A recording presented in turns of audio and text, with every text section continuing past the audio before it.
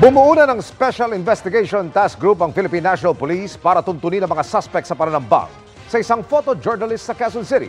Hanggang 6 na suspect daw ang sangkot sa paumaril na ikinasugat ng mamamahayag at 3 niyang kaanak. Nakatutok si June Veneracion. Sinalubong ng isang kotse ang isang SUV sa gitna ng kalsada sa Barangay Masambong, Quezon City kahapon ng hapon. Mapangahas ang sunod na makikita.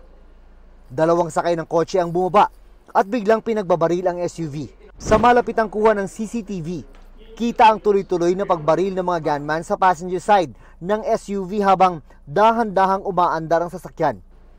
Pagkatapos, tumakas na sila habang may tila kabuntot ng motorsiklo. Ang driver naman ng SUV ay nakapagmaneho pa hanggang makarating sa ospital. Isa sa mga pasahero ng SUV ang photojournalist ng Remate Online na si Joshua Abiad. Sugatan siya at 3 niyang kamag-anak, kabilang ang 2 minor de edad. Na-trace ang plaka ng kotseng ginamit, pero lumalabas na peke pala ito. Sa investigasyon ng Quezon City Police District, nasa 5 hanggang 6 ang sangkot daw sa pananambang sa photojournalist.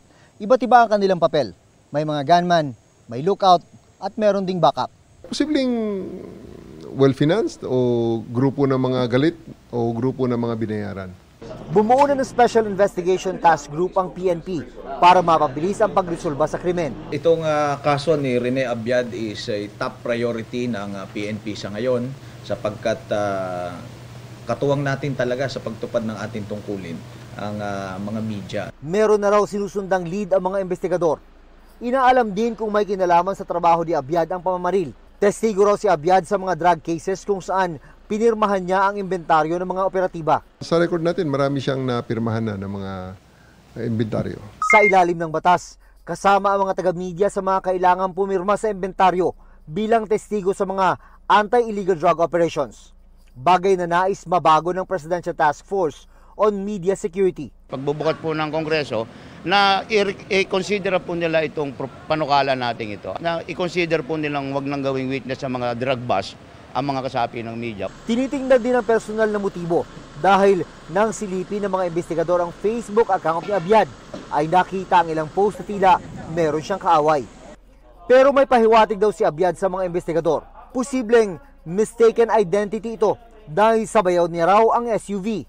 Yung kanyang bayaw ay may kinasasangkutan na isang kontrobersya or parang some dispute with business partners or rivals. Sa tala ng Presidential Task Force on Media Security, ang pagkakabaril kay Abiad ay pang-4 na insidente ng pag-atake sa isang mediaman na nangyari sa ilalim ng Administrasyong Marcos. I would like to point out na ito pong naunang 3 kaso, ito naman po ay what we can consider na solved. Para sa GMA Integrated News, June Veneracion, nakatutok 24 oras.